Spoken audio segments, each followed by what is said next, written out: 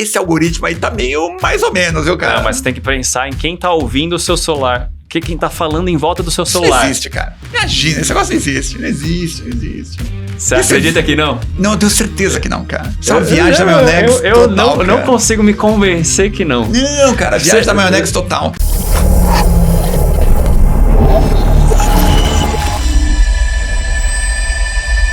Com o Turbicast começando agora para você que tá aqui no ano de 2030 assistindo a gente, porque a gente tá falando de futurismo aqui, mentira, a gente tá falando de inovação, marketing e liderança. Hoje, Sérgio Esteves, CMO da Loft, seja bem-vindo. Obrigado, cara, obrigado. Tudo bem? Tudo certo, nada resolvido, bora?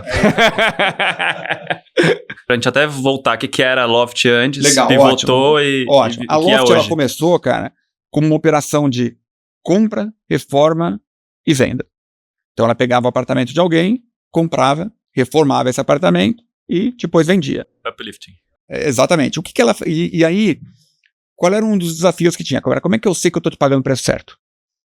Então, lá atrás, já tinha sido criada essa inteligência artificial, esse algoritmo, para saber, cara, olha... Que era proprietário de vocês. Proprietário nosso. Que legal. Ó, dado A, B, C, qual que é o preço ideal desse apartamento? Hoje em dia, e aí a gente pivotou, né? A gente tinha um modelo que era voltado de compra, reforma e venda. A gente descobriu que era um modelo que tinha mais dificuldade de você escalar, e aí a gente foi para o modelo B2B, que é o nosso modelo hoje, que é apoiar as imobiliárias. E nessa linha de inteligência artificial para apoiar as imobiliárias, cara, essa ferramenta que a gente usava lá atrás para os nossos negócios, a gente usa hoje e dá essa inteligência para a imobiliária. Então a imobiliária vai lá e coloca, cara, o apartamento nem endereço tal, andar tal, qual que deveria ser o preço ideal desse apartamento.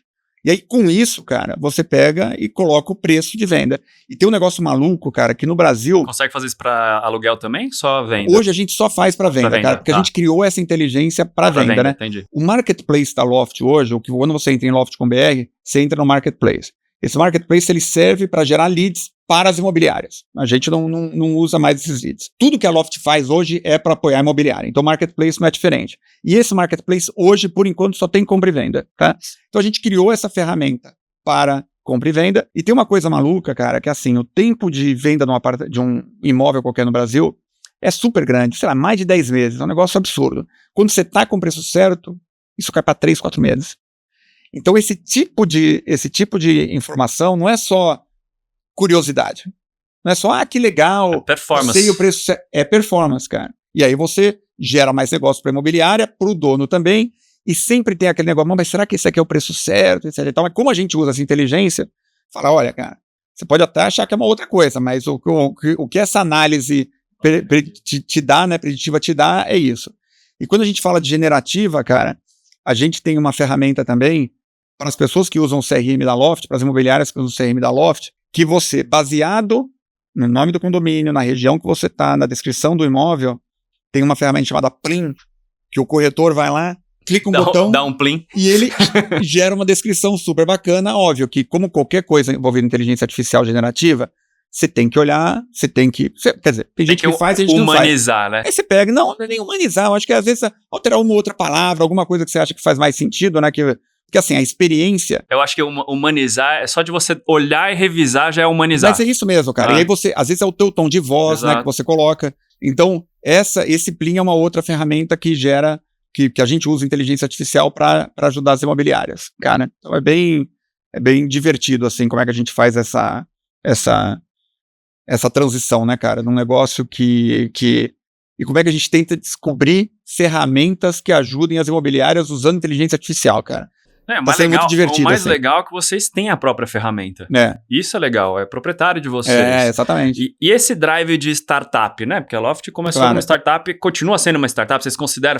A Loft hoje continua sendo uma startup? Cara, eu não sei tecnicamente como é que define uma startup, mas o que eu posso te dizer, cara, é que assim, o espírito definitivamente, né? Quando você pega a cultura da Loft, uma das coisas que a gente faz é empreendemos com coragem. Então, independente de onde a pessoa está, do lado e na área que ele está, a gente incentiva as pessoas a pensarem de uma maneira de empreendedora, né, cara? Por exemplo, o meu time, quando você pensa lá no marketing, é um time de performance. Tem uma parte da verba da galera que é para pensar em coisas novas só. Eu acabo cobrando a performance de tudo, obviamente, né? O cara tem que compensar de uma coisa com a outra, mas assim, essa parte aqui é para testar coisas que a gente não sabe se vai dar resultado, né? Cara, pode ser, é muito comum você pensar em mídia de performance online, mas será que não tem uma maneira offline de você ter performance também que você consegue medir? Então, assim, cara, eu consigo pensar em 2 ou 3 ideias. Eu não sou a pessoa mais inteligente do mundo. Então, se eu consigo pensar em 2 ou 3 ideias, na hora que eu ponho na agência, na hora que eu ponho no meu time, provavelmente a galera consegue pensar em umas 10, né? É esse tipo de espírito que a gente coloca para Loft continuar com essa veia empreendedora, né, cara? Essa veia de pensar fora da caixa. Mas, assim, desde que a gente elegeu, cara, a imobiliária como nosso cliente principal, facilita muito as coisas também, porque mesmo as ideias que você tem de mais fora da caixa, etc e tal, você faz aquilo para a imobiliária. Então, não adianta você pensar... consumidor muito definido, né? Muito, cara. O nosso cliente é muito claro, muito definido. Então, isso ajuda também, porque você pode ter 500 ideias, mas sempre tem que passar por aquele filtro. E aí, esse negócio acelera o negócio da imobiliária? Esse negócio ajuda o negócio da imobiliária? Né? Então, é meio que assim que a gente mantém um espírito de startupeiro. E como que vocês cobram as imobiliárias? É o fee for service? Depende, cara. Depende do serviço, assim. Em alguns casos a gente não cobra, a gente dá comissão para a imobiliária, né? Então, por exemplo, financiamento imobiliário. A gente tem um serviço que você, com os dados do cliente, com os dados histórico dele, você coloca esse negócio numa ferramenta da Loft, que é a Loft Financiamento Imobiliário. A gente vai lá, consulta o melhor financiamento para essa pessoa em 4, 5 bancos, e a gente traz para você, dono da imobiliária. E essa ferramenta também é de você, do proprietário. Também é ferramenta nossa. Então a gente checa esse negócio em 4, 5 bancos e manda para a imobiliária e fala, olha, para esse cliente nesse banco, esse banco aqui não aprovou. Agora esse outro aprovou com uma taxa X, esse outro aprovou com uma taxa... Busca pé de crédito. E aí nesse caso, a gente pega uma comissão do banco, a gente não cobra nada da imobiliária e repassa parte dessa comissão para a imobiliária ainda, né? Então a gente ajuda a imobiliária a fechar mais negócios, né? E ainda paga uma comissão para ele. E aí cada imobiliária faz uma coisa diferente com essa comissão. Uma põe no bolso, outras, sei lá, acelera o negócio, faz qualquer outra coisa do tipo, né? Quando você vai para o nosso CRM, é um modelo de SaaS. Então esse sim a gente cobra, né? Então você tem lá que é como qualquer modelo de SaaS, né? Um software as a service, se você o cara, para usar o CRM da Loft ou para usar a ferramenta de administração de aluguel da Loft, o cara paga uma mensalidade de acordo com o número de licenças que ele tem, e aí é diferente. A pergunta, se eu quiser usar esse CRM sem ser imobiliária? Boa pergunta. É uma boa pergunta, mas eu vou te dizer o seguinte... Não faria sentido? Eu vou te dizer assim, a gente é tão especializado, cara, e tão focado em imobiliária, que eu nem sei te dizer isso, cara, nem sei te dizer.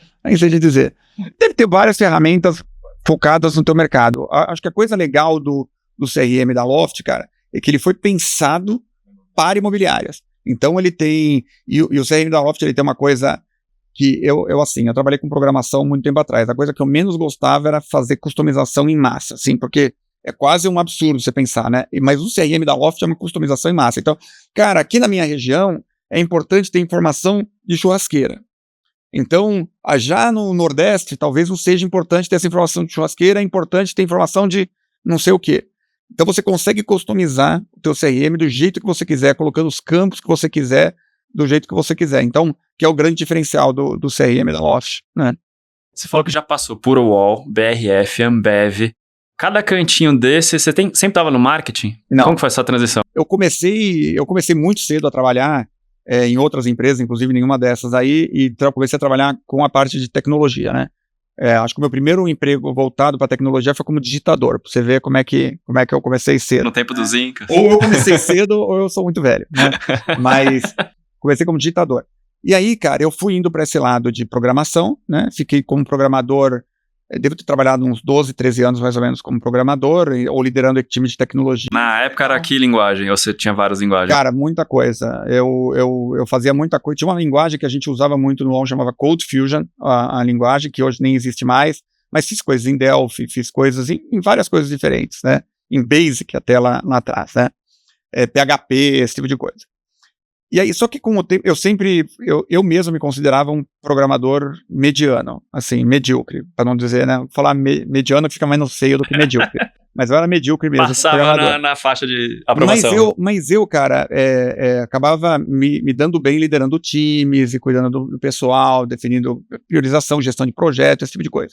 Então, eu fui indo mais para a parte da gestão. Então, mesmo lá no UOL, quando eu comecei, eu saí do time de tecnologia, que cuidava da Folha de São Paulo, da redação da Folha, e fui para o UOL logo no comecinho, em novembro de 95, isso quando o Luiz Frias resolveu criar o Universo Online, junto com Caio Túlio, etc e tal. Então fui nesse grupo, e lá trabalhando com tecnologia. E fiquei lá, eu entrei na Folha em 92, mas na parte de tecnologia normal, e aí em 95 fui para o UOL, e eu saí do UOL em 2001 para ir para a Ambev. Então, nesse tempo todo no UOL, não tinha nada a ver com marketing. Mas eu tinha essa vontade de trabalhar com marketing. Então, eu aproveitava durante a faculdade, nas férias do meio de ano, no lugar de tirar férias, eu ia fazer curso na SPM, né, para tentar aprender alguma coisa. Assinava revistas e cadernos de marketing, etc e tal, para tentar, porque era uma coisa que eu gostava, né? Gostava efetivamente. E gostar faz toda a diferença, né? Você vai atrás estudar cada vez mais. Pra caramba. Mas eu acho que para mim fazia mais sentido a parte de tecnologia na época, que era garantia uma grana, etc e tal, né? Eu sou um cara, nasci na periferia de Santo André, então não era exatamente a família mais rica do lugar, né? Ser uma família muito simples, etc e tal, e eu queria tentar me garantir financeiramente, assim. Então isso me ajudou muito. Na Ambev eu entrei na parte de também tecnologia, em 2001, e aí a Ambev tem dessas loucuras, dela dar essas oportunidades meio malucas das pessoas se moverem. Eu pedi para ir para a área de marketing e fui para marketing em 2004, né? Trabalhei com todas as disciplinas de marketing, cara. Trabalhei com promoção ao consumidor, inovação, compra de mídia, inteligência de mercado, branding. Cara, o que você puder imaginar, a única coisa que eu nunca toquei foi eventos. Fora isso, eu fiz de tudo lá. Qual que você mais gostou? Você lembra, assim, que você falou, não, essa... O que eu mais gostei foi de branding, assim, cara. E tanto é que a minha marca do coração até hoje é Guaraná Antártica. A gente fez um processo de reposicionamento lá que foi muito bacana, assim. Então, e lá na Ambev, cara, foi uma coisa legal, porque dentre essas coisas de você tirar você da zona de conforto, eu estava cuidando de compra de mídia, e aí surgiu uma oportunidade de eu ir para Nova York, criar uma área dentro da unidade de novos negócios da Ambev, e era o Corporate Venture Capital da ABI também, na verdade, chamada ZX Ventures, em Nova York. E aí fiquei lá, acabei ficando lá 4 anos, eu e minha família também. Era a célula de inovação, né? Era a célula de inovação, cara. Hoje essa célula acho que nem existe mais, mas era um momento que a ABI estava buscando maneiras de conseguir crescer o negócio. Então, acho que a única coisa grande que ficou da ZX foi o Zé Delivery, que ainda existe até hoje, não era da área que eu trabalhava, era da área de e-commerce. Isso é muito, muito louco, cara, porque pra mim a impressão que eu tinha é que o Zé Delivery foi comprado, mas surgiu na Ambev. Ela surgiu nessa área à parte. Então, inclusive, cara, a maneira que a gente tocava o negócio era diferente, a cultura é a mesma, né, que a empresa é a mesma, etc e tal, mas a gente tocava o negócio de uma maneira super independente. Inclusive, cara, assim, eu acho que se você é uma grande corporação e você tá com esse desafio de preocupação com a disrupção, ou você quer alguma coisa que acelere o teu negócio, ou alguma coisa que pense muito diferente, cara, isolar essa área e proteger, porque tem um negócio que eu li na época, e eu vi, antes de ir pra lá eu li isso, e eu vi esse negócio acontecendo, é que assim, se essa área começar a dar muito certo, os anticorpos da empresa começam a atacar. É natural, cara, mesmo que você tenha o CEO alinhado, mesmo que você esteja tudo certo, os anticorpos começam a atacar. Que pode gerar um risco para outras áreas. Absolutamente. E é normal, cara. Sabe por quê? Porque, por exemplo, você pega uma empresa, normalmente empresas de sucesso, elas são focadas nas coisas que dão certo. E quando você quer criar uma área de novos negócios, cara, você tem que assumir que são novos negócios. Então, uma coisa é você já conhecer o mercado que você faz há 1000 anos aquela coisa, você sabe como é que você engarrafa cerveja, como é que você produz cerveja, como é que você distribui cerveja, e você vê uma galera assim e fala, não, cara, vamos criar um aplicativo que a pessoa vai poder pedir e o bar perto vai entregar, assim, uma coisa que não é. Hoje é óbvio, mas na época te garanto que não era óbvio. Cara, foi 2015, 2016 começou. Então eu já conversei com várias pessoas, falaram, não, mas eu achei mas o iFood já tá aí, por que fazer mais um? Tem um lance, cara, que é assim, essa impressão de que o Zé Delivery foi comprado pela Ambev, etc e tal, pra você ver como é que essa área conseguia, muita gente já me falou isso, mas como essa área conseguiu de uma maneira independente para trabalhar. Né? Isolar não é isolar do tipo, não quero falar com a direção, não é isso. É se isolar assim, cara, eu vou tomar decisões aqui que é o melhor para o negócio, para esse negócio. E aí, com o tempo, a gente vai ter uma série de coisas que foi testada que não deu certo e faz parte do jogo. Assim, se nesse trabalho todo que a gente ficou, eu fiquei 4 anos nessa unidade, né, mas tenha ficado 5, 6 anos, surgiu um produto que é mega vencedor.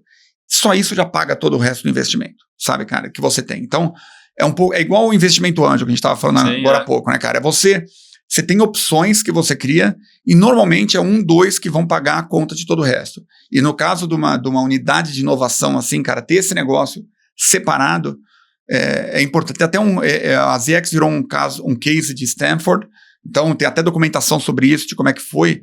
Então a ZX Ventures foi um negócio super bacana, cara, super legal como experiência para mim também. Uma coisa que eu falo, e até em outro podcast da Seguros Unimed que eu apresento, de inovação, que a gente vai muito nisso.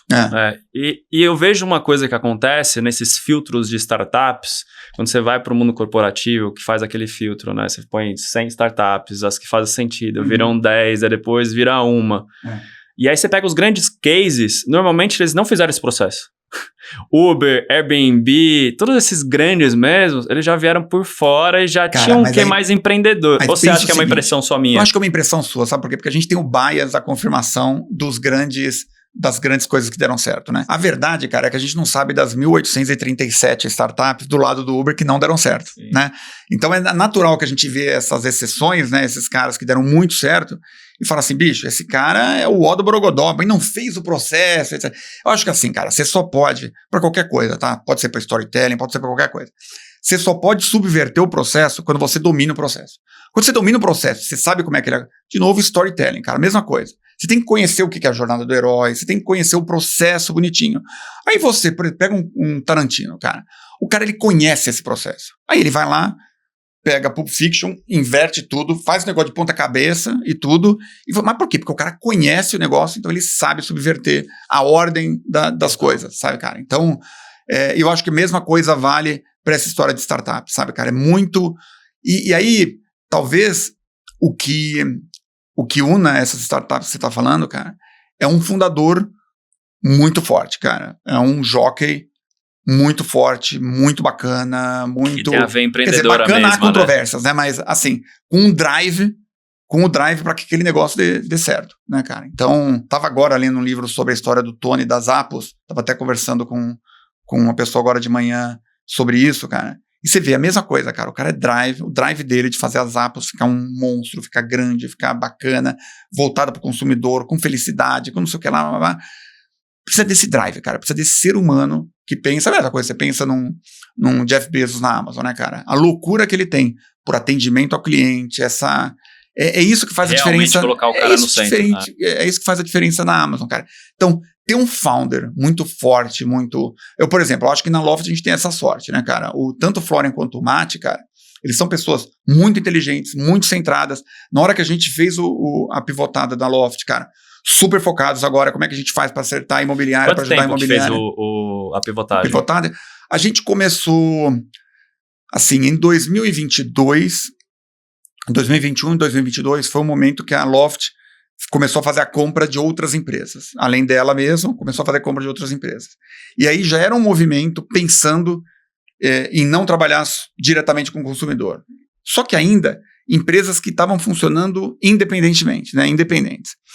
Em 2022 começou o processo de integração, 2023 um pouco mais forte, e agora em 2024 a gente está numa outra fase que agora a gente está abrindo mão das marcas dessas outras empresas e unificando todos os serviços embaixo de Loft. Então, vou te dizer assim, para o mercado, hoje, é agora que a gente está lançando isso. A gente já tinha feito a pivotada mental dentro da... Mas, sabe, é você com você mesmo. Então, você na frente do computador, você fala, nossa, já pivotei. Né? Mas para o mercado, você precisa lançar isso. Então, a gente está lá, a gente acabou de fazer agora no dia 15 de abril, a gente acabou de fazer essa mudança de marca. Isso é 2024, para quem tem assistindo esse 15 podcast. 15 de abril de 2024. Para quem está assistindo esse podcast agora em 2030. Exatamente, né? Exatamente. Então, assim, cara, essa... Porque tem isso também, né, negócio da pivotar, cara. Não adianta você fazer só para você, né? Como qualquer coisa de marca, né? Às vezes você tem um negócio que chama maldição do conhecimento. Não sei se você já ouviu falar nisso, cara. Mas dá uma googada que o negócio existe, cara. Existe. Eu li isso num livro chamado Made to Stick, ou Ideias que Colam em português. Foi a primeira vez que eu vi esse conceito que eu achei muito legal. É aquela coisa que você conhece tanto sobre algum assunto, ou sobre... que naturalmente seu cérebro tende a entender que a outra pessoa também sabe. né? Então vira uma maldição do conhecimento. Você acha, então, você acaba não conseguindo explicar a coisa no detalhe suficiente para uma criança de 5 anos entender. E às vezes acontece esse negócio dentro de empresas também, né? Cara, não, mas eu já tô desse jeito. Não, cara, você tá para você. Teu consumidor não sabe disso ainda, né? Teu consumidor ainda não... Você precisa ensinar o cara. Internamente, dependendo do departamento, ainda não sabe também. Também, completa. Mas até internamente é mais fácil, porque você domina a comunicação, né? Vamos fazer um rooftop, vamos fazer um all-hands. Isso depende do tamanho da empresa também. Se é verdade. Com 4 mil funcionários... É verdade. Às vezes a gente linha de produção que não tem necessariamente Imagina acesso a fazer isso numa Ambev, por exemplo. É muito diferente. Você tem toda a razão, cara. Você tem toda a razão. Mas... É mover montanhas. No caso da Loft, a gente consegue, né? Porque todo mundo tem e-mail, todo mundo tem acesso ao computador, todo mundo consegue ver o nosso rooftop, etc. Fica mais fácil. Mas vai fazer isso para o teu cliente mesmo, para as imobiliárias, que são 80 mil imobiliárias espalhadas pelo Brasil, muitas delas muito pequenas, cara, e assim, a imobiliária, a história de um dono de imobiliária típica é um cara, começou como corretor, trabalhou pra caramba, é um puta de um vendedor, o cara consegue ir super bem, acaba naturalmente virando uma liderança. Esse cara se destaca tanto que ele resolve abrir imobiliária. Aí 80% das imobiliárias no Brasil é desse estilo que eu vou te falar agora.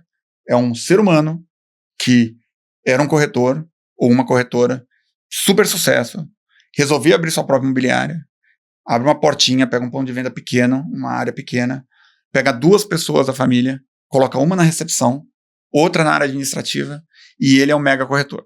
E esse é o cara que vai crescer. E é um Imagina negócio... a dificuldade desse cara escalar. Pois é. E aí, quando a gente vai para a Loft, cara, a gente pega e fornece ferramentas para esse cara que é pequeno. Tem 2 grandes desafios de imobiliárias, assim, para simplificar, né? O primeiro é receber o lead. Quer dizer, saber que alguém chegue nele e fale assim, estou procurando uma casa para alugar. Ou que alguém vire, que é o grande desafio do Brasil hoje, que é a parte de supply, né, que é a parte de imóveis disponíveis para aluguel ou imóveis disponíveis para venda, ou que alguém vira assim e falou, o seu Manel da imobiliária Manel e Filhos, estou aqui com a minha casa, queria que o senhor me ajudasse a vender. Né? Então ele precisa tanto de leads, de imóveis à venda ou para alugar, oferta e a demanda. E quanto leads de pessoas que queiram comprar ou alugar imóveis. Né? Então esse é o primeiro desafio do cara. O segundo desafio é que depois que essa pessoa entrou, ele consiga fechar o negócio. Então, quando você vai para a parte, um dos produtos que a gente tem chama fiança aluguel. O que é fiança aluguel, cara? Imagina que você mudou de uma cidade A para B. Você chega nessa cidade B, você vai alugar um imóvel. Pessoa sempre proprietário, sempre vai pedir um fiador. Só que você não conhece ninguém. Ou você tem vergonha de pedir essa fiança para o avô, etc e tal, né? Aí o que você faz? Você contrata a Loft vira o seu fiador, você paga um percentual do seu aluguel para a Loft, e a Loft vira o seu fiador e resolve o problema da pessoa que quer alugar, resolve o problema. Ou não é seguro fiança, chama fiança de aluguel, é diferente, cara, porque não é exatamente um seguro. Eu não sei te explicar tecnicamente qual é a diferença, mas eu sei que é diferente, tá? Eu sei que é diferente. Mas a verdade, cara, é que para o consumidor final, para quem está alugando, é uma fiança profissional. Então, na linha de fiança profissional, pode ser fiança aluguel ou pode ser seguro fiança. Tudo isso resolve o problema tanto do proprietário quanto da pessoa que está alugando. Se eu tiver que acionar alguém, aciona a Loft. Aciona a Loft, exatamente. Então, cara, esse negócio é legal porque resolve 3 problemas. Resolve o problema da pessoa que está alugando, porque você arruma um fiador. Resolve o problema do proprietário, que ele tem um imóvel dele alugado com uma garantia de que ele vai receber o aluguel. E resolve o problema da imobiliária, porque a imobiliária vai lá e fecha o negócio. E esse é o segundo desafio dela. Né? O primeiro desafio dela é receber os leads. O segundo desafio é conseguir fechar o negócio. Então, mesmo a ferramenta de financiamento imobiliário que a gente falou no começo, né, que a gente pega esse consumidor, esse cliente, verifica a situação dele, passa as melhores condições dos bancos para ele poder fechar esse negócio, também é uma ferramenta para ajudar a imobiliária a fechar mais negócios. Aí você pega aquela imobiliária pequena de Guaxupé, que é uma imobiliária pequena, etc e tal, você dá esse tipo de ferramenta para o cara. Então, não importa se o cara está num grande centro urbano, como São Paulo, Rio de Janeiro, BH, Porto Alegre, ou se o cara está em pequenas cidades do interior do Brasil, cara, esse cara tem acesso a esse serviço independente de onde ele está, cara. Eu vou te falar, uma das coisas mais legais que eu acho que a gente faz na Loft, cara, é essa descentralização do poder econômico, sabe? Que a gente pega uma ferramenta que foi desenvolvida para qualquer tipo de imobiliária e consegue democratizar o uso dela para qualquer imobiliária, né, cara? Então você usa a experiência que nosso time tem para desenvolver essas ferramentas e depois você vai lá e democratiza isso para qualquer imobiliária, né? Isso é legal, porque no final das contas você está ajudando a gerar poderio econômico descentralizadamente, cara. Então isso para mim é uma coisa que são das coisas que me anima a trabalhar na Loft, sabe, cara? A Loft teve aporte, série A, série B? Teve todas né? as séries que você puder imaginar, cara. E isso foi durante, quando comprava nesse início, ou já quando vocês pivotaram agora? Foi não, antes? depois da pivotada eu acho que teve um outro investimento, cara, um outro aporte. Não sei explicar tecnicamente o que é, mas teve um outro. Mas hoje, cara, a parte bacana disso é que em dezembro do ano passado, a Loft chegou no break-even. Então, a beleza de você chegar no break-even, cara... Pra quem não sabe o que é break-even, você que tá ouvindo aqui nunca ouviu isso, é o quê? Tudo que você investiu... Não, tudo que você... É o seguinte, cara, sabe na tua casa só que você não deveria gastar mais do que você recebe? Melhor didática. É isso. Aí você imagina o momento que você tá sempre devendo. Você tá sempre que pedir dinheiro pra alguém, ou tá sempre que precisando tirar dinheiro o rei de do uma cheque aplicação, especial. ou do cheque especial, etc.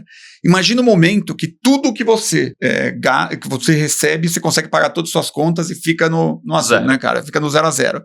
Isso é o tal do break-even. Quando a gente chegou em dezembro do ano passado, a beleza disso, cara, é que você começa a poder andar com as próprias pernas, cara.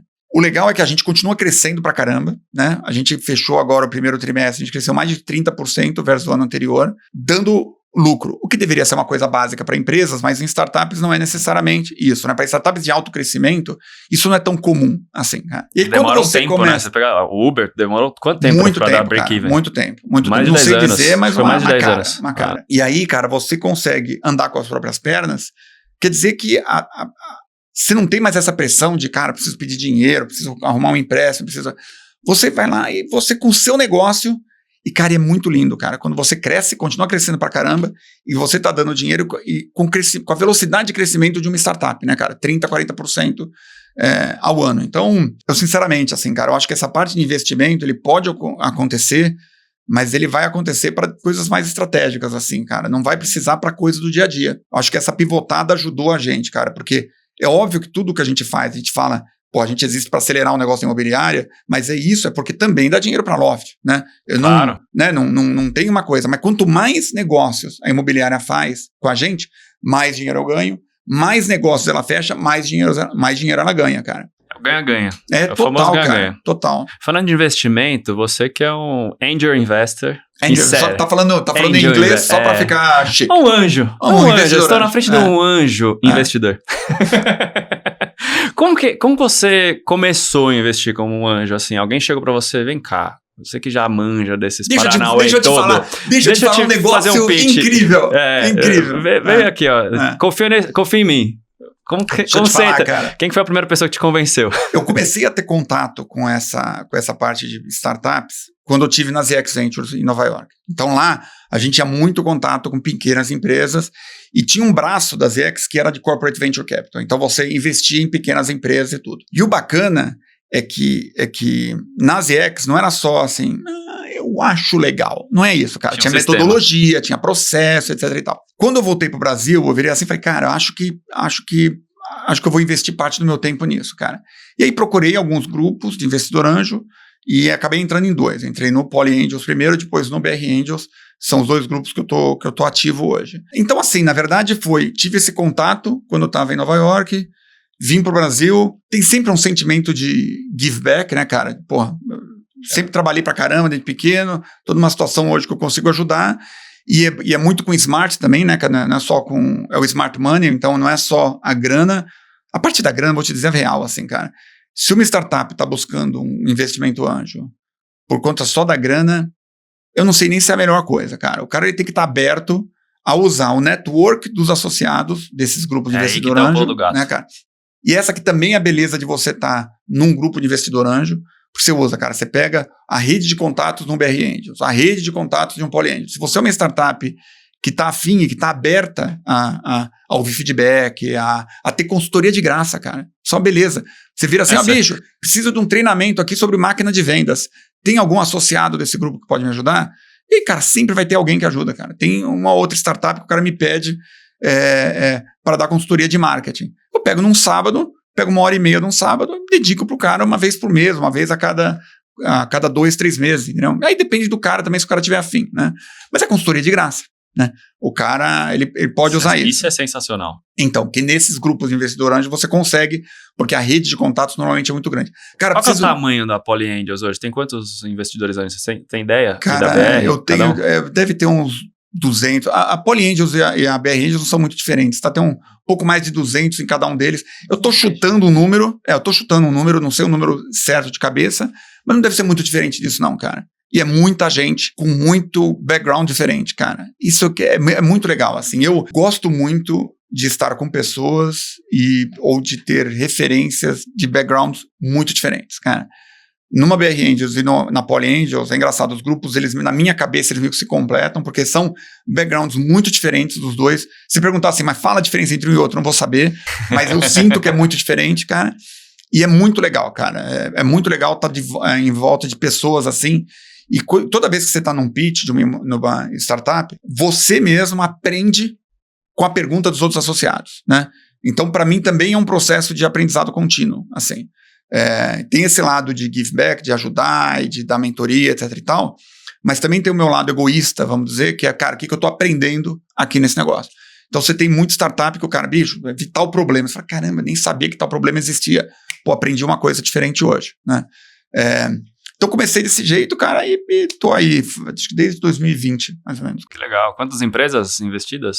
Cara, não lembro de cabeça, mas deve ter umas 13, 14 empresas, mais ou menos. Que legal, bastante gente, que legal. Né? Bastante. E de coisas muito diferentes, assim. Só para dando alguns exemplos, né, cara? Vou dar 3 exemplos de coisas bem diferentes, né? Tem uma que chama YouMatch.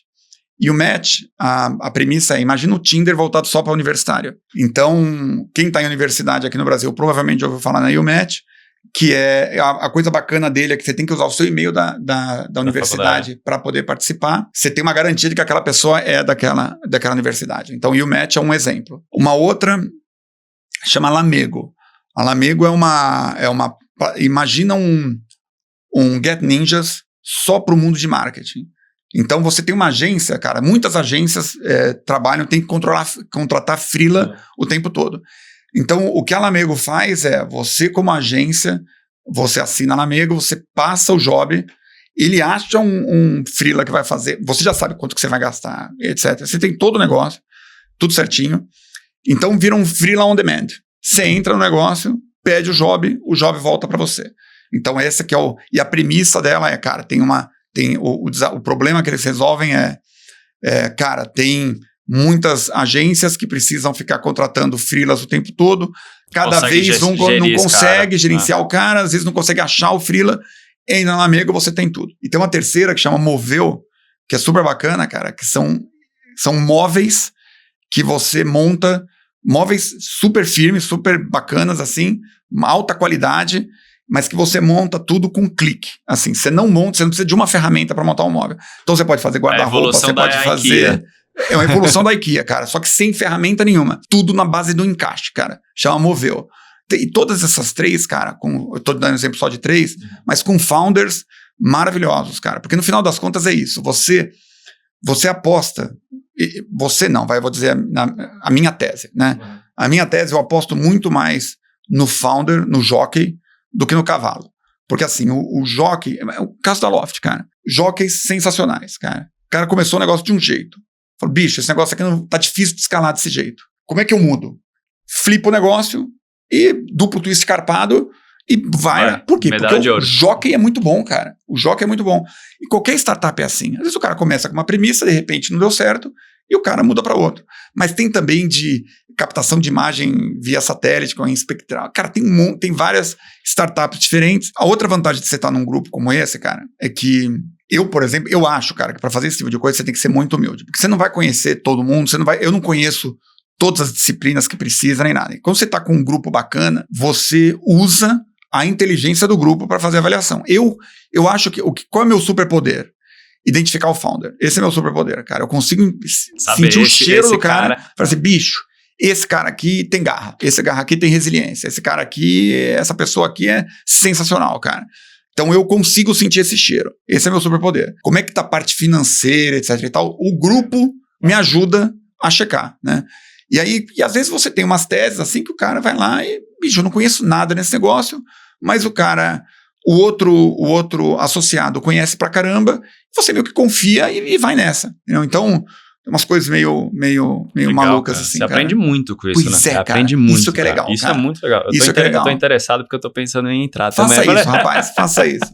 Precisa de um convite Você externo, aprende demais, você aprende demais. Se precisar de indicação, me fala, sem sacanagem. Que legal, cara. Porque, assim, é muito bacana, cara. Você aprende demais. E você lida com muitas pessoas diferentes, assim, cara. Com backgrounds diferentes. Cara, é muito bacana, cara. É muito divertido. Falando de marketing, né? Você que veio da programação, foi pro marketing. O que você usa de programação hoje no dia a dia? Seja lógica. O que você puxou da sua vivência para o que você faz hoje? Acho que a primeira... Tem muito de lógica, isso obviamente funciona, mas assim, é muito mais dessa preocupação não só com o feeling. O único cara que eu brinco com o meu time, que o único cara que ganhou dinheiro com o feeling foi um cara chamado Maurice Albert. Sabe quem é esse cara, não? Aquele cara cantava aquela música Feelings, nothing more than feelings. É o único cara que ganha dinheiro com feelings no mundo, cara. O final das contas, assim, a gente... O feeling é importante, porque o feeling nada mais é do que o sumo de toda a experiência que você acumulou na tua vida. Mas assim, mas o número ajuda pra caramba, né? Então tem toda a arte do marketing, mas também tem que ter a ciência. E a ciência eu trago desse meu lado de exatas quando trabalhei com programação, né, cara? Então assim, é super legal você ter ideias malucas, super bacanas, mas também é super legal você testar essa ideia maluca para saber se o negócio vai dar certo ou não antes de você gastar 2 milhões de reais, 3 milhões de reais na produção de um filme, né? Então quando eu trabalhava especificamente com comunicação, com branding, eu era muito chato com a minha agência de tudo que entrava. Foi muito engraçado, assim, cara, que eu falava, não, mas tem que testar. Não, mas não dá tempo, Sérgio, não tem problema. O que eu fiz? Cara, eu mudei minha estratégia. Eu já tinha a minha programação de comunicação do ano. Entre o Natal e o Ano Novo, eu sempre trabalhava na Ambev, cara, quando eu tava em branding. Aí eu fazia 100% dos briefings do ano nessa data. Chegar na primeira semana de janeiro, eu ia pra agência e falava, cara, tá aqui todos os briefings do ano. Dúvidas, não. Então assim, não me diga e saiba que tem que testar em quali, tem que testar em quanti, e babá, cara. E aí o cara ficava meio frustrado porque não tinha mais desculpa, cara, mas falava, cara, essa é a regra do jogo. E é isso, cara. Então, esse meu lado voltado pro número também, voltado pro... O que não quer dizer, por exemplo, que não tinha ideias malucas, né?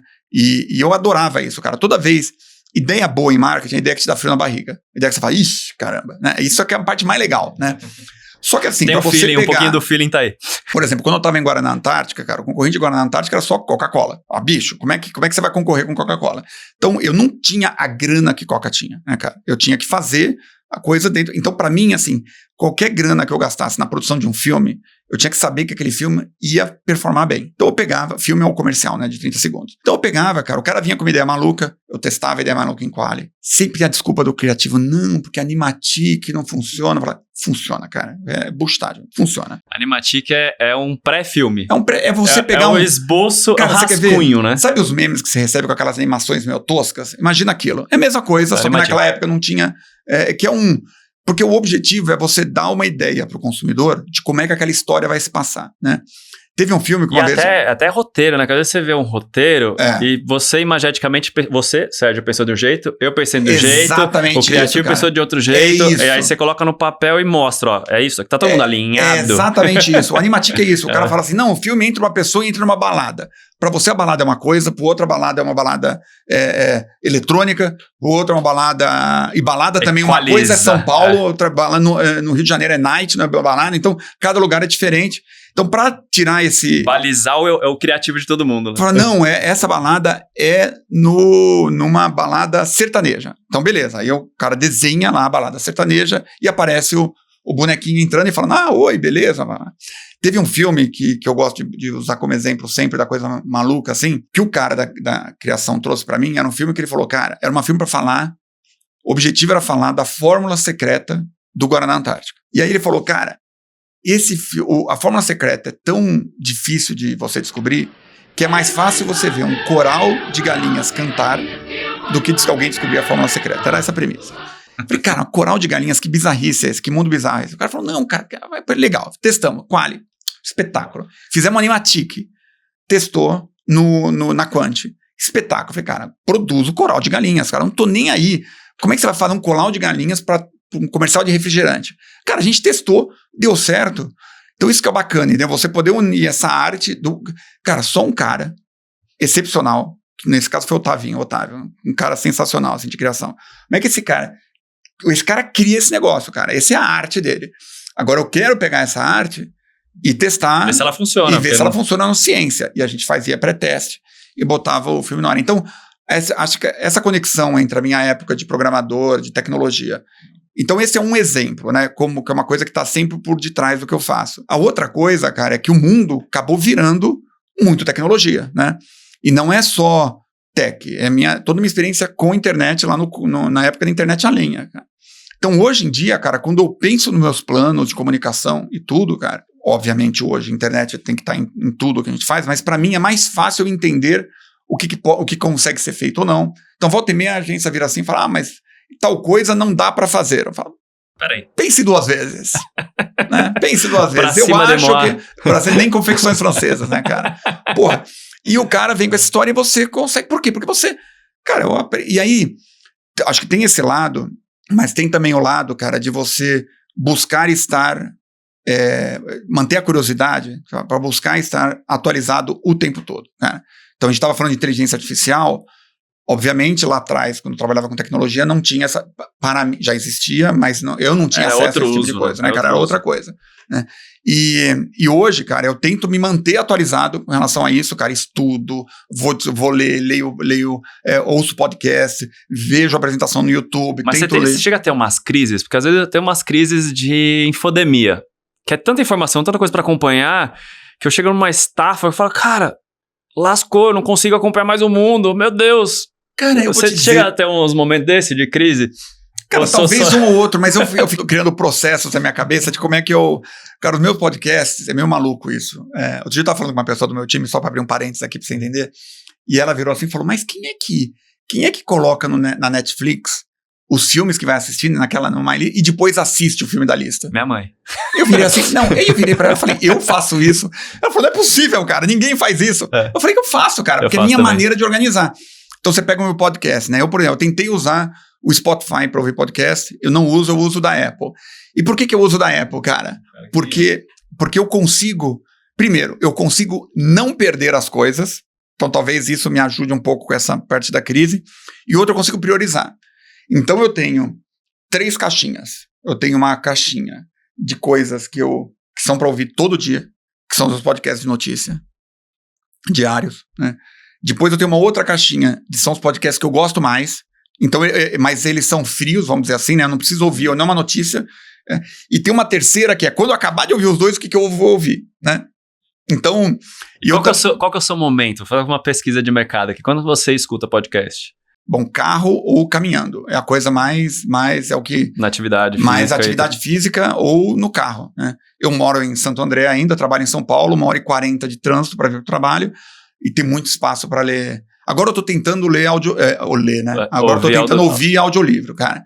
Mas é engraçado, cara. Eu tô ouvindo porque eu tô ouvindo, mas assim, é quase um teste pra mim mesmo. Mas eu continuo gostando, cara, muito mais de podcast, assim, cara. Você pega também, cara. Freakonomics. Nossa, eu prefiro ouvir o podcast Freakonomics do que ouvir o audiolivro do Freakonomics, entendeu?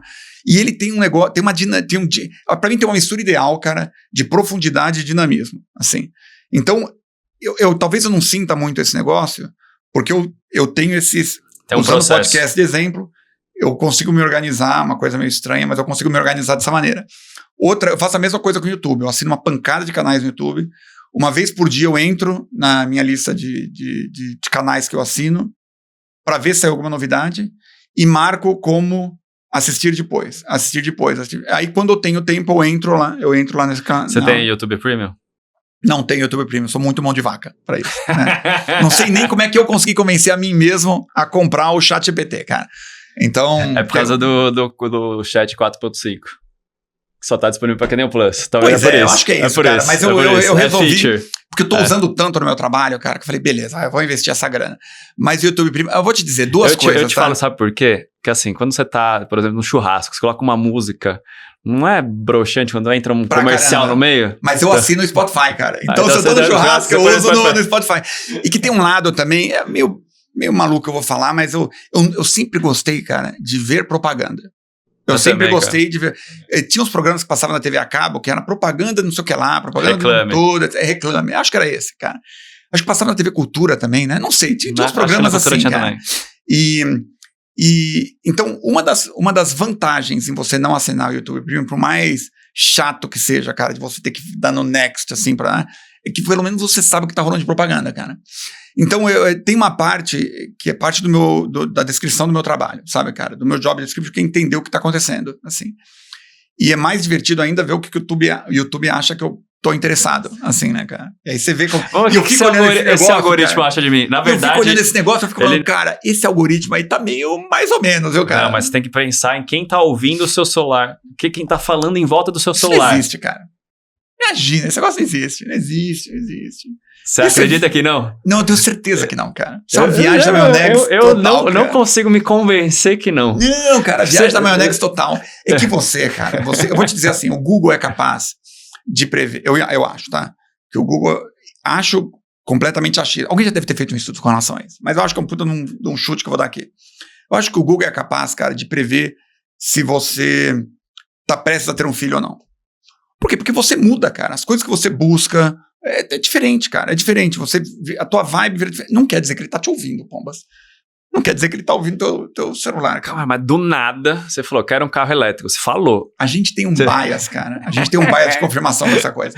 Sabe que o ser humano, ele busca... Mas é legal a teoria da conspiração. Pra caramba, isso é super divertido. Mas ele busca padrões de reconhecimento, né, cara? Igual você vê um rostinho quando você olha, sei lá, uma tomada, ou quando você olha qualquer coisa, ou vê... sei lá, cara, qualquer coisa diferente, rosto numa torrada, na nuvem, rosto na nuvem. Então, o cérebro humano busca... E aí você tende a... Não, caramba, me ouviu, e bicho, nossa senhora. Aí, você imagina. Eu não acredito nessas coisas, não, cara. Mas o TikTok, aqueles que começam... O TikTok, mas é diferente, né? Eu não acho que ele ouve, tá? Mas o TikTok é um puta no algoritmo, cara, maravilhoso, que ele existe pra te deixar grudado no negócio, cara, e ele é sensacional pela própria competência do algoritmo, né, cara? Mas esse negócio de ficar ouvindo o que a gente fala no celular, eu acho... Eu adoro essa teoria da conspiração. Não, é maravilhosa, assim, como história de boteco espetáculo. É um espetáculo. Por isso eu deixo tudo no privado, eu desligo o microfone e falo, vamos ver o que tá rolando nesse algoritmo, se ele realmente tá funcionando. E falando de mídia, assim, né, você que veio na indústria de mídia, né, o UOL, lá no início, nos primórdios. Eu falo muito de economia da atenção aqui. Né? O que você percebeu de diferença dessa época da internet, de captar a atenção das pessoas, porque a gente tem hoje? Obviamente tem muita coisa diferente, mas o que você pega o recorte dessa época que você acha que ainda não mudou pra cá? Cara, eu acho que assim... O ser humano não mudou, né? Primeiro, não, o ser humano não muda, né, cara? O ser humano não muda nem na horizontal em mundos diferentes, né? Em mundos diferentes, não. Em países diferentes, nem na vertical, que é em tempo diferente. Eu acho que o ser humano é praticamente a mesma coisa desde sempre, né? A gente estava falando lá fora, né? Você pega pichações nos muros de Pompeia lá, parece que foi um adolescente de hoje que escreveu a mesma coisa, né, cara? A intenção é a mesma, assim. Talvez não usar a mesma linguagem, mas a intenção é exatamente a mesma. Assim, eu acho que as pessoas não mudam. O que eu acho que mais, assim, não quer dizer que a parte de mídia não tenha mudado, né? Eu ainda assino revista, tá, cara? Eu ainda sou meio old school nesse negócio. A única revista que eu assino impressa? Impressa? Começa impressa. Sou um cara gente, estranho. Pra que vocês não lembram o que é uma revista impressa? Em papel, em átomo. Em átomos, não é em bytes, né? Cara, eu assino a Super Interessante ainda. A Super, eu sempre assinei, sempre gostei da Super e quando eu voltei pro Brasil, voltei a assinar a Super Interessante. A última edição, cara, eu fiquei surpreso, porque não tinha um anúncio. É tudo calhau, cara. Calhau é quando o próprio meio usa para divulgar, faz anúncio dele mesmo, aí anunciando Casa Cor, que é um negócio da Editora Abril, etc e tal. Cara, não tinha nem contracapa, nada, absolutamente nada. Obviamente a revista fica muito mais fininha, né, porque não tem anúncio nenhum, etc e tal. Eu vou te falar, cara, é óbvio que a gente já sabe que a mídia impressa, que é uma banda, etc, etc, mas aquele negócio, cara, o fato de eu gostar de ter a revista, poder folhear, etc e tal, a Super, cara, eu fiquei mega impressionado, assim, de não ter um bendito anúncio. Você me perguntou de internet, mas tô te dando esse exemplo dessa coisa diferente, né, cara? E eu não acho que na Super tinha nenhum publi editorial, porque isso é um caminho que os meios impressos estão indo, né? Você pega uma Veja, por exemplo, você tem publi editorial dentro dele. E aí a diferença entre a interrupção versus você, o entretenimento, né? Então, para mim, essa é a grande mudança que você teve na mídia, assim, né? De conteúdo. Você sempre teve uma... Não vou dizer sempre, isso não é uma verdade que eu tô falando, tá? Porque você pega o começo da televisão no Brasil ou no mundo, não era publicidade de interrupção, era publicidade de entretenimento, né? O nome soap operas nos Estados Unidos é feito porque os patrocinadores, as novelas, esse tipo de... era patrocinado por sabonetes. E aí virou esse nome, né? P&G é o tamanho que é por conta disso. Exatamente. Então você sempre teve essa conexão. É muito engraçado, porque todo mundo acha que tá arrasando. Não, porque agora não é mais tal coisa, agora é tal coisa. Aí você volta uns 30, 40 anos, você vê que... lembra o Repórter mesma coisa, cara. Era o primeiro branded content. Pois é, cara, pois é. Mas todo mundo acha, não, porque agora mudou.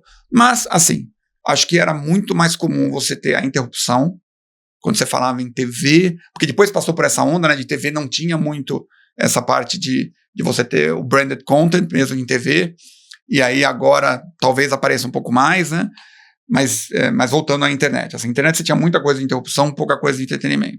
Agora eu acho que a capacidade que as marcas têm de fazer coisa de entretenimento, acho que o próprio Red Bull, tremendo um exemplo, né, de usar entretenimento para... Você pega o Guaraná Antártica, não sei qual é o número que tá, mas é um dos maiores canais de marca no mundo, com coisa nossa, que é entretenimento para trabalhar marca. O que é legal pra caramba, que você fala, não, porque eu quero, quantas pessoas você acha que no mundo viraram e falam, eu quero ser igual ao Red Bull, quero fazer, etc e tal. Porque, de novo... Todo marqueteiro iludido. O cara vê tudo que deu certo. Por uma empresa que tem um ok para... Eu nunca trabalhei na Red Bull, tá? Mas eu imagino... Você já trabalhou lá? Tá, trabalhei. Então, assim, eu imagino que ela não tem exatamente um avesso a risco muito grande. Porque, cara, bicho, se o cara resolve investir grana em 2 equipes de Fórmula 1, se o cara resolve botar um cara, sei lá, quantos 1000 metros de altura, pro cara... Assim, o risco tá meio no sangue do cara. Não é qualquer empresa que vai aceitar esse tipo de coisa, né? E aí, qual é o ROI dessa ação? Amigão? Sabe qual que é? O maior exemplo que eu uso, não sei se você lembra do Felix Baumgarten, que foi o cara que foi pra estratosfera. Isso, exatamente. É um projeto de $1 bilhão. Que marca tá disposta a gastar durante 5 anos pra um projeto que pode dar errado, o cara morrer caindo e você perder tudo? Então, assim, cara, Então, os caras realmente risco... Faz parte do negócio. Aí o cara tem... E outra coisa, o cara vai lá e fala, vou patrocinar um time de futebol. Aí tem uma linha de vários times de futebol patrocinados pela Red Bull. Então, cara, esse tipo de coisa é difícil pra caramba. E outra, você achar a linguagem, né, cara? A quantidade de riscos que você tem que tomar para isso. A marca precisa estar muito bem resolvida foi ótimo. Né? Pegou lá de São Bernardo. Né? Precisa estar muito bem resolvida. A empresa precisa estar ok para esse risco, e normalmente são marcas que têm pouco a perder, que vão para essa linha, né, cara? Porque o cara, quando tem muito a perder, é o Innovator's Dilemma, né, cara? O dilema da inovação, né, do inovador. E... Chris Anderson. Exatamente. Aí você, cara, para você entrar nessa linha de entretenimento e tudo, cara, você precisa ter coragem para fazer isso, cara. Eu fiz uma vez um programa de branded content com Guaraná Antártica, chamava Busão do Brasil, cara. A história era um reality show, um ônibus que saía do Nordeste e vinha para São Paulo, e aí tinham participantes lá dentro, e aí cada semana eliminava participantes da mecânica típica, só que era todo mundo dentro de um ônibus. Cara, bicho, chegou no meio, a gente já tava com aquele frio da barriga, meu Deus do céu, cara, o que vai acontecer com esse negócio? Tava dando briga, etc e tal. Cara, você precisa estar muito bem resolvido como marca pelo risco, cara. Eu tô falando uma coisa ridícula. Reality é conflito, cara. E tô falando uma coisa ridícula, né, cara? Imagina esse caso da Red Bull que você acabou de falar, $1 bilhão. Não tinha tanta coisa em risco assim, não, cara. Tinha alguma coisa, mas não era tanta coisa em risco. E precisa ter muita coragem pra fazer esse tipo de coisa, cara. É porque, assim, até o mindset, eu gosto muito de falar isso, que o mindset da Red Bull é totalmente diferente até de outras marcas, porque ela criou uma unidade de negócio de produção de conteúdo. Tá vendo, cara? É isso aí, cara. Porque você pegar o Red Bull te dá asas, é publicidade. E isso faz parte da companhia que vende energético. A outra companhia, que é o Media House, ela vende conteúdo. E é onde tem todo esse aporte de conteúdo. E outra coisa, assim, que até hoje é aberto, o investimento que eles têm de marketing, que puxa para o Media House, é de 30% do faturamento. Você pegar uma empresa, quando ela está no ano bom, É tipo 8%. Olha lá, bicho. Muito. Exatamente, Se cara. muito, num ano Exatamente. muito bom que falou, não, hoje vão rasgar dinheiro. Então, cara, já vê que o mindset dos caras é diferente. E tá dando muito certo. Ninguém consegue acompanhar a Red Bull no que eles estão fazendo. Exatamente, cara. Exatamente. E são várias unidades de negócio dentro. Tem TV, tá gerando receita, tá né? no Não DNA é só, da empresa, né, cara? Tá no DNA da empresa. Então isso faz toda a diferença, assim. Você tem que ter um mindset diferente, assim, cara. Mas gera receita, né? Pois Acho que isso é pois até uma mudança. Até eu falo com alguns clientes, falo, cara, o seu marketing não tá só gerando custo, tá gerando receita. Como? Não tô vendendo, eu tô vendendo conteúdo. Aí o cara, como assim? Revista impressa, a gente fazia a revista impressa aqui, se vende anúncio dentro da revista, tá pagando o custo que tem de marketing. Aí o cara fala, como assim eu posso fazer isso? Eu falo, pode? Pô, é só você ter um conteúdo que as pessoas queiram comprar esse conteúdo. Não, quer ver? Vou dar um outro exemplo agora Reality as pessoas querem assistir. Exatamente. E aí você pagava, a gente tinha um modelo, naquela época que a gente tinha um share da parte de anúncio no momento, da TV, a gente fez com a Bandeirantes, isso foi muito bacana. Mas, por exemplo, só trazendo para a Loft, esse exemplo que você acabou de falar, a gente tem um boletim diário chamado Portas Abertas. Então, todo dia, a gente manda para as imobiliárias, para os assinantes do Portas Abertas, o resumo das principais 4 ou 5 principais notícias do dia, todo dia da semana. Só não manda sábado e domingo. Todo santo dia, né? E é um negócio que a gente começou faz uns 6 meses, mais ou menos. Agora a gente tem umas 22 mil, mais ou menos, aberturas de e-mail por dia. Pô, no mercado de 80 mil imobiliárias, né, cara? Tem 22 mil seres humanos abrindo esses e-mails todos os dias. Por enquanto, cara, ele é uma ferramenta... O número de newsletter já é relevante por natureza já. Pois eu adoraria ter benchmark desse negócio, meu cara. Eu te falo do Tech Drop, por exemplo. O Tech Drop tem 13 mil assinantes, tem 36% de média de abertura, que é fora da curva do mercado também. Então, você tem quantos assinantes? Uns 90 mil, mais ou menos. Então, já é quase isso, 28% mais ou menos, né? Então, tá boa a taxa de abertura também. Então, é mais ou menos isso, benchmark. Ótimo, bom saber, bom saber. A gente sempre buscando benchmarks com esse negócio novo que a gente tem, cara. E aí, a parte legal do Portas Abertas é que ele surge para prestar esse outro serviço para a imobiliária, porque conhecimento também ajuda o cara a fazer mais negócio, etc e tal. No tudo que a gente faz, cara, tem um mantra que a gente usa lá que tudo comunica e tudo posiciona, cara. Então, tudo que a gente faz tem que ter esse objetivo de ajudar as imobiliárias a acelerar o negócio dela.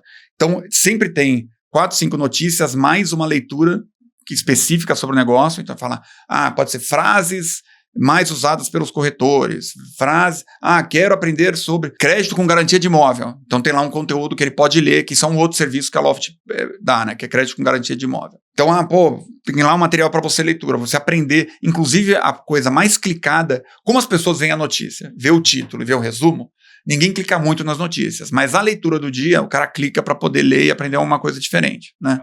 Então, é um meio que no futuro, cara, a gente pode ter um acordo com uma outra empresa e vender anúncio dentro dele. A gente não pensa nisso agora, mas não tem problema, né, cara? Não tem problema nenhum esse negócio acontecer. Não?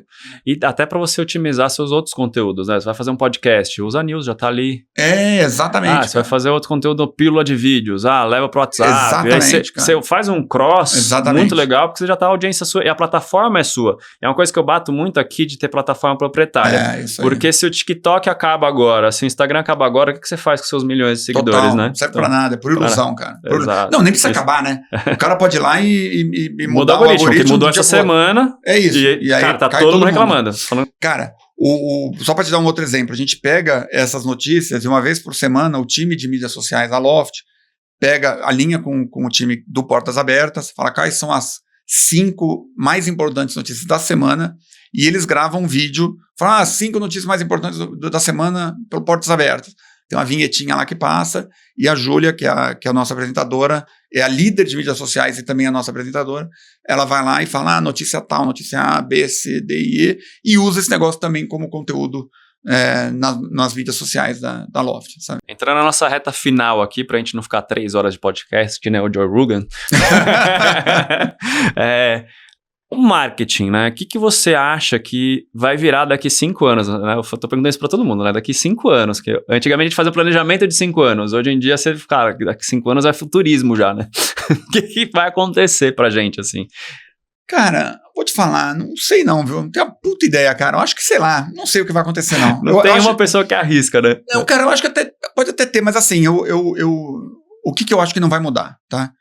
O que eu acho que não vai mudar é o profissional de marketing, acho que é um profissional geral, mas quando sua pergunta é de marketing, eu vou falar, o profissional de marketing, cara, ele tem que se manter atualizado, cara. Nem que seja por força do trabalho. Eu, por exemplo, eu tenho TikTok não porque eu gosto de olhar o TikTok, mas eu tenho TikTok porque é força do meu trabalho, cara. Eu tenho que saber o que está acontecendo, eu tenho Quai, né, aquele outro. Kawaii, sei lá, eu tenho Kawaii, nem sei o nome do negócio direito, entro de vez em quando. E por quê? Porque você tem que saber, já tá cara. à frente de 90,99% de todos os profissionais de marketing que nem sabem o que é o Kawaii. Então, eu tento olhar esse... Então, acho que assim, a mesma coisa vale para inteligência artificial, né? Eu lembro que logo que eu entrei na Loft, e eu já estava com esse negócio pegando, eu fiz um one-to-one com 100% do time, de estagiário a diretor, 100% do time. Para conhecer todo mundo, entender, ver a opinião das pessoas sobre a Loft, perguntando para as pessoas o que elas acham que eu deveria focar no meu começo, se entender 100% do time. Quanto tempo você está de Loft agora? Eu entrei em janeiro de 23, né? Como esse negócio, a pessoa de 2030 que está assistindo vai poder saber. Mas agora é um aninho e pouquinho. Um ano e pouquinho. E eu virava pro time assim e perguntava, cara, o que você tá vendo de inteligência artificial? E aí o pessoal, não sei. E, cara, e pra mim esse negócio, eu falo pro pessoal, cara, sinceramente, inteligência artificial é só uma coisa que tá acontecendo agora, cara. E você tem que saber, mas assim, o que esse negócio traz por detrás dessa pergunta é, cara, você tá preocupado em se manter atualizado o tempo todo? Independente de como o marketing estiver daqui a 5 anos, você que tem que estar preparado para lidar com ele, cara. Eu fiquei 4 anos fora do Brasil. Quando eu voltei pro Brasil em 2019, finalzinho de 2019, o Brasil, a parte de mídia do Brasil era muito diferente do que quando eu saí, em 4 anos, cara, do que quando eu saí do Brasil. Então, você tem que estar preparado, cara, para essas coisas acontecerem. Quando você tá no dia a dia, então, sinceramente, por exemplo, o tipo de marketing mais poderoso do mundo vai continuar sendo boca a boca. Porque não adianta, porque é por isso que NPS, existe esse indicador NPS, né, para quem você indicaria, porque é a coisa mais poderosa que tem, né? E todo o resto, cara, é busca de atenção, buscar a atenção das pessoas, ou interrompendo, ou tentando convencê-las a assistir um conteúdo seu, cara. Através de entretenimento, etc e tal. Acho que tem coisas básicas que não vai mudar. Vai mudar o meio. Não vai ter a revista impressa. Sim, vai canais, ter, né? Os canais mudam. O resto, cara, sinceramente... É o ser humano que tá ali atrás mesma consumindo. Coisa. Agora, você como profissional de marketing, tô falando de marketing porque é de marketing, mas como profissional de tecnologia, profissional de produção, de qualquer outra coisa, você tem que se manter atualizado o tempo todo, cara. Não dá pra achar, saí da faculdade, sou bam, sei de tudo. Isso funcionava nos anos 70. E olhe lá, né, cara? Olhe lá. E olhe lá, bicho. E olhe lá. Dependendo da coisa que você tava fazendo, funcionava nos anos 70, né? Depois passou, é o lifelong learning. Exatamente, cara. E se você é uma pessoa curiosa, e você tem prazer em fazer isso, porque você é uma pessoa curiosa, cara, isso não é meu Deus do céu, que horror, eu vou ter que continuar aprendendo. Cara, desculpa, dependendo do trabalho que você for fazer, você imagina, não importa se você trabalha numa oficina mecânica, você tem que aprender coisa diferente mesmo, cara. Muda tudo, a tecnologia muda, você tem que se virar mesmo, não tem como. De 6 meses, se não antes. Exatamente, cara, natural.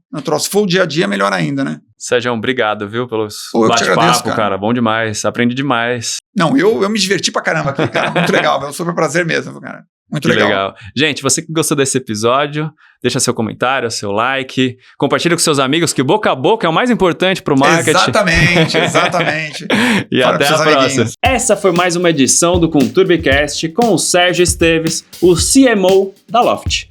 Bora ver as 3 lições que a gente aprendeu com ele hoje? Número 1. Sabe por que a área de inovação deve ser tratada de maneira independente? Porque dentro das empresas é comum que as células de novos negócios provoquem um sentimento de incerteza na equipe. Então, para o bem de todos, a solução é transformar os novos negócios em startups que funcionam fora do ecossistema principal, para que a dinâmica corporativa fique livre de ruídos. Número 2. Pare de ter medo das ideias malucas. Às vezes, aquela campanha que você acha ousada demais pode ser o que falta para sua marca repercutir e ser lembrada. Então, toda vez que você sentir aquele frio na barriga por causa de uma ideia insana, certamente ela já tem o poder de causar um grande impacto. É só verificar se a zoeira cabe no contexto da marca e respeitar o tom de voz oficial. Número 3. Quem trabalha com marketing precisa consumir até o que não gosta.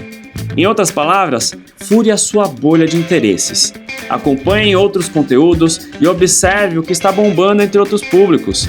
Quem faz esse exercício conhece tendências novas e aprende técnicas diferentes. Com certeza, essa experiência vai estimular a sua criatividade. Até a próxima!